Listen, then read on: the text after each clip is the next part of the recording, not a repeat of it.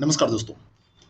10 मई का current affair हम देखने जा रहे हैं। डेली का जो ये करंट अफेयर का डोज होता है ये बहुत इंपॉर्टेंट होता है उन सभी परीक्षाओं के लिए जिसमें करंट अफेयर पूछा जाता है। आरओ या आर ओ यूपी पीसीएस का एग्जाम अगर आप दे रहे हैं तो ये करंट अफेयर तो आप देख ही रहे हैं, साथ में हमारे टेस्ट सीरीज प्रोग्राम का भी आप लाभ उठा सकते हैं। 6307281212 ये हमारा कॉन्टैक्ट नंबर है, इस पर आप कॉन्टैक्ट करके जानकारी ले सकते हैं। आई एस प्रेप अकेडमी के ऐप को जरूर डाउनलोड कीजिए। ये जो करंट अफेयर हम डिस्कस कर रहे हैं ये ऐप पर पूरा डेली फ्री में प्रोवाइड कराया जाता है। रोज पढ़कर सोइए जिससे कि सब याद रहे घटना। एक बार वीडियो देखिए, एक बार पढ़िए, अनवरत प्रयास करिए। आज अंधकार है, कल सवेरा होगा, उजाला होगा। आज हम परेशान हैं कोविड के कारण, तो कल ऐसा भी दिन आएगा जब हम सेलिब्रेट करेंगे, सब कुछ सही हो जाएगा। निराश नहीं होना है, मेहनत करते रहना है, बिल्कुल थकना नहीं है। कितना भी चारों तरफ से परेशानियां आ जाएं, कभी ये नहीं सोचना है कि सब कुछ समाप्त हो गया। कभी कुछ समाप्त नहीं होता है। एक रास्ता बंद होता है तो दूसरा खुलता है। कोविड आया है तो उसके टीके भी आ रहे हैं। टीके लगवाइए, पढ़िए, आराम से, कॉन्फिडेंस के साथ अपने आसपास के लोगों को और खुद को बचा के रखिए कोविड से। और जिससे भी मिलिए कुछ पॉजिटिव वाइब्स छोड़िए, जिससे भी बात करिए कुछ ऐसा उससे बोलिए कि वो हमेशा कॉन्फिडेंट रहे। पहली जो न्यूज है, वी कल्याणम जिनका हाल ही में निधन हुआ है वो कौन थे? वी कल्याणम महात्मा गांधी के पूर्व निजी सचिव थे। 99 साल की अवस्था में इनका निधन हुआ। और 1943 से 1948 तक, जब तक बापू थे, 1948 तक बापू थे, और 1943 से 48 तक, 30 जनवरी 1948 तक उनके निजी सचिव थे। वी कल्याणम का जन्म शिमला में हुआ था। गांधी जी के निधन के बाद कल्याणम ने पंडित नेहरू, एडविना माउंटबेटन और रेड क्रॉस आदि के साथ भी कार्य किया। इसके अलावा वे सद्भावना मिशन पर चीन भी गए थे। तो इतनी इंफॉर्मेशन इनके बारे में याद रखिएगा कि सद्भावना मिशन पे चीन पे भी गए थे, चीन में भी गए थे। तो ये आपसे अगर स्टेटमेंट वाले प्रश्न पूछे जाएंगे तो आसानी से हो जाएंगे। सीनोफार्म वैक्सीन का विकास किस देश में किया गया है? दो बार का लिखा है, एक ही इसको हटना चाहिए यहाँ से। तो सीनोफार्म वैक्सीन का विकास किस देश में किया गया है? इंपॉर्टेंट है, काफ़ी इंपॉर्टेंट है ये। आप कोवैक्सीन और ये सब आपने सुना होगा, इसको भी याद कर लीजिए। इसका जो विकास है वो चाइना के द्वारा किया गया है, चीन के द्वारा ये वैक्सीन विकसित की गई है।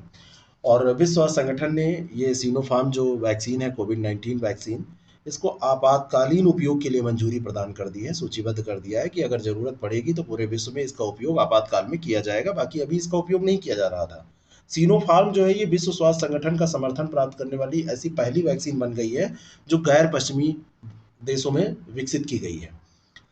इसका प्रयोग संभवतः कोवैक्स कार्यक्रम के लिए किया जाएगा, जिसके तहत निम्न और मध्यम आय वाले देशों में टीकों की आपूर्ति की जाएगी। तो ये बहुत ज़्यादा इंपॉर्टेंट है। किस संस्था ने IT art ID art application launch किया? तो ये संस्था है इंटरपोल। कौन सी संस्था है? इंटरपोल। आईडी आर्ट एप्लीकेशन है, इसको इन्होंने लॉन्च किया है। इंटरपोल अंतर्राष्ट्रीय आपराधिक पुलिस संगठन है। और ये जो ऐप है ये चोरी हुई जो सांस्कृतिक संपत्ति हैं उनकी पहचान करने, तस्करी को कम करने, और जो भी चुरा ली जाती हैं कलाकृतियाँ उनको पुनः प्राप्त करने की संभावना को बढ़ाने में मदद करेगा। ये जो ऐप होगा ये पुलिस अधिकारियों, सांस्कृतिक विरासत जो पेशेवर लोग हैं उनको, और आम जनमानस को सांस्कृतिक संरक्षण की दिशा में क्षमता बनाने हेतु एक महत्वपूर्ण कदम है। कहने का मतलब ये है कि इस ऐप के माध्यम से ट्रैकिंग की जा सकेगी, जिससे कि जो भी संपत्तियां चोरी हुई हैं उनको प्राप्त किया जा सके। इटली और नीदरलैंड में कुल 4 कलाकृतियों को इससे बरामद भी किया जा चुका है अभी तक।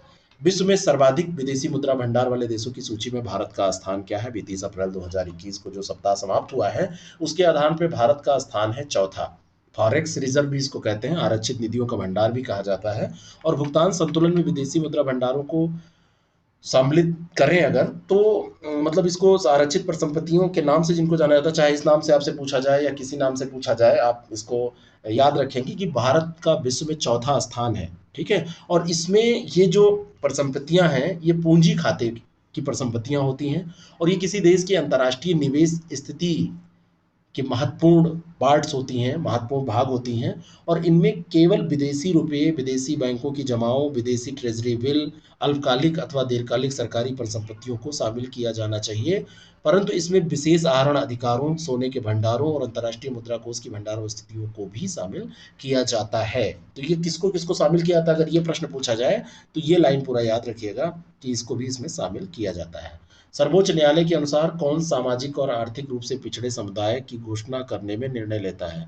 कि कोई भी जो समुदाय है ये सोशली और इकोनॉमिकली बैकवर्ड कम्युनिटी का है, ये निर्णय कौन लेता है? आपके सामने विकल्प रखे जाएंगे, प्रधानमंत्री, राष्ट्रपति, संसद या न्यायालय रख दिया जाएगा, जैसा भी वहाँ पे पेपर सेट किया जाए, या और कोई ऑप्शन रख दिया जाए। तो राष्ट्रपति हमेशा, प्रेसिडेंट याद रखिएगा, सोशली इकोनॉमिकली जो बैकवर्ड कम्युनिटी है, ये निर्णय कि कौन इस कम्युनिटी में आएगा, शामिल किया जाएगा, ये राष्ट्रपति के द्वारा निर्णय लिया जाता है। 102वें संविधान संशोधन को बरकरार रखते हुए ये फैसला अभी सुप्रीम कोर्ट ने सुनाया है कि शीर्ष अदालत ने ये फैसला अगर सुना दिया है तो ये इम्पोर्टेंट है ही है। और शीर्ष अदालत ने ये कहा है कि 102वें संवैधानिक संशोधन ने सामाजिक और आर्थिक रूप से पिछड़े वर्ग को नामित करने के लिए राज्य सरकारों की शक्तियों को छीन लिया है। और 102वां संवैधानिक संशोधन जो हुआ था वो 338 बी अनुच्छेद और अनुच्छेद 342 ए का निर्माण उसके तहत किया गया था। और अनुच्छेद 338 बी राष्ट्रीय पिछड़ा आयोग की संरचना और शक्तियों और कर्तव्यों से संबंधित है। और अनुच्छेद 342 ए जो है एक विशेष जाति और सामाजिक और आर्थिक रूप से पिछड़े के अधिकार रूप में अधिसूचित करने के लिए राष्ट्रपति की शक्ति के साथ संबंधित था। तो ये पूरा ये ध्यान रखिएगा, केवल इसका सार ये है कि 102वां संविधान संशोधन किससे रिलेटेड है, ये आपको ध्यान रखना है। और दूसरा ये आपको ध्यान रखना है कि ये निर्णय कौन लेता है, तो ये राष्ट्रपति के हाथ में निर्णय होता है। हाल ही में किस देश के रॉकेट के अवशेष हिंद महासागर में गिरे हैं? बहुत हो हल्ला मचाया जा रहा था कि पृथ्वी पर गिरेगा और पता नहीं कहाँ पे क्या नष्ट हो जाए।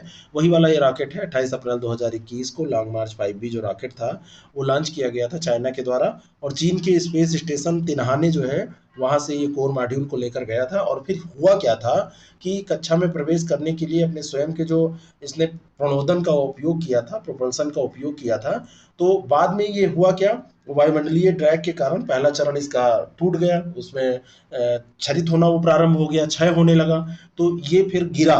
तो ये माना जा रहा था कि ये कहीं वैसे हैबिटेट एरिया में गिर जाएगा तो समस्या हो जाएगी, तो इसका अवशेष अभी मालदीव के पास में हिंद महासागर में मिला है, तो जिससे कि कोई वैसा नुकसान नहीं हुआ। तो ये चीन का था, नाम इसका क्या था, लॉन्ग मार्च 5B। और लॉन्ग मार्च जो सीरीज है ये कहाँ की है, चाइना की है। कोविन का अर्थ क्या है? बार बार आप कोविन के बारे में सुनते होंगे। कोविन का अर्थ है कोविड-19 vaccine intelligence network. W for वैसे वैक्सीन नहीं होता है, वी फॉर वैक्सीन होता है, लेकिन इसका यही फुल फॉर्म है, वैक्सीन इंटेलिजेंस नेटवर्क।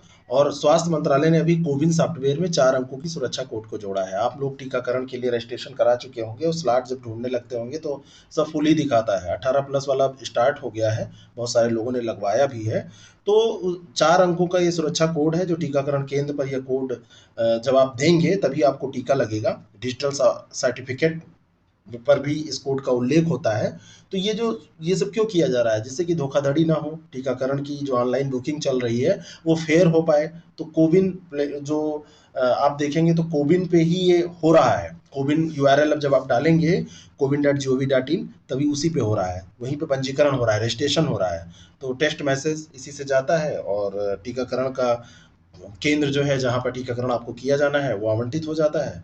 तो ये सारी चीज़ें, और साथ में वहाँ पे कितना भंडारण है, कितनी वैक्सीन उपलब्ध है, उनका कैसे रख रखाव किया जा रहा है, ये सब जानकारी भी इसमें मुहैया कराई जाती है। कौन सा देश 9 मई को विजय दिवस मनाता है?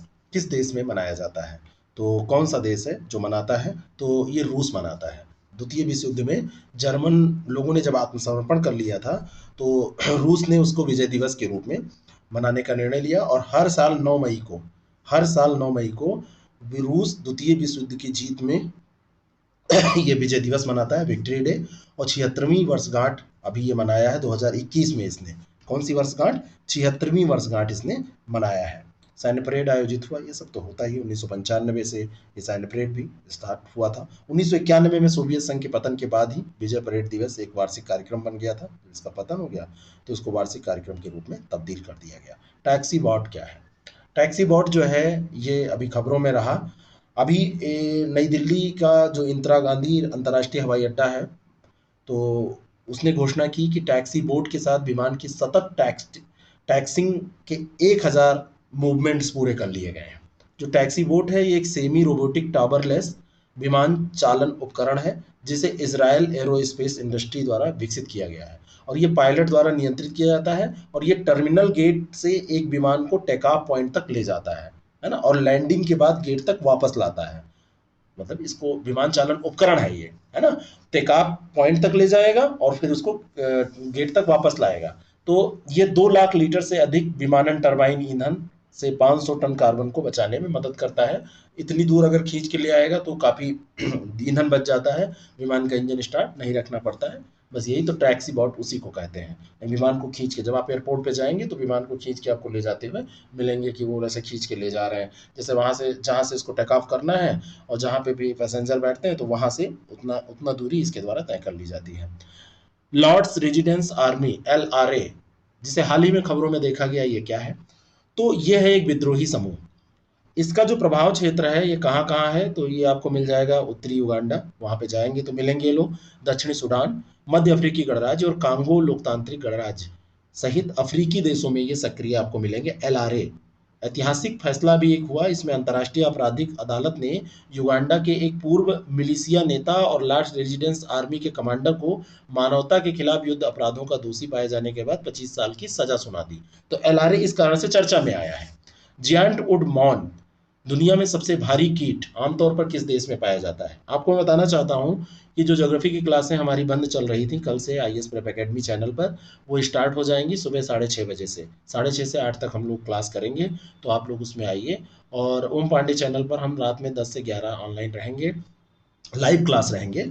लाइव क्लास में लाइव रहेंगे। तो मेरे गले में थोड़ा सा हुआ है, इसी कारण से मुझे रोकना पड़ रहा है बार बार। तो लाइव रहेंगे, लाइव क्लास होगी, उस पे भी आप आइए। नहीं रोज कर पाएंगे तो जैसे भी करेंगे, बाकी जो कार्यक्रम है ये चलते रहेंगे, टेस्ट जो चल रहा है और बाकी सारी चीज़ें चलती रहेंगी।